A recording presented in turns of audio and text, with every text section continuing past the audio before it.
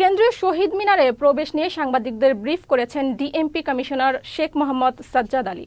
তিনি জানান, কেন্দ্রীয় শহীদ মিনারে কয়েক স্তরের নিরাপত্তা ব্যবস্থা নেওয়া হয়েছে আর 3 ধাপে ফুল দেওয়া হবে। রাত 12টা 1 থেকে 12টা 40 পর্যন্ত ভিভিআইপি ও ভিআইপিরা ফুল দিবেন। ভোগান্তি এড়াতে ওই সময় সাধারণ মানুষকে না আসার জন্য অনুরোধ করেছে ডিএমপি।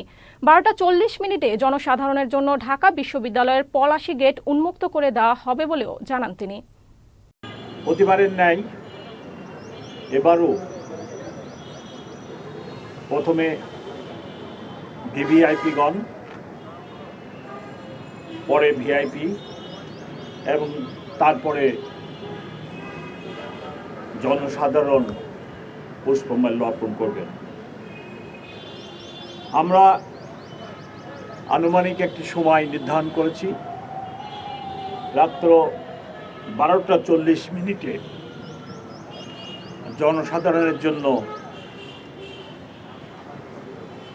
পলাশী প্রান্ত থেকে অর্থাৎ পশ্চিম পাশ থেকে বেদিতে প্রবেশের জন্য উন্মুক্ত করে দেওয়া হবে।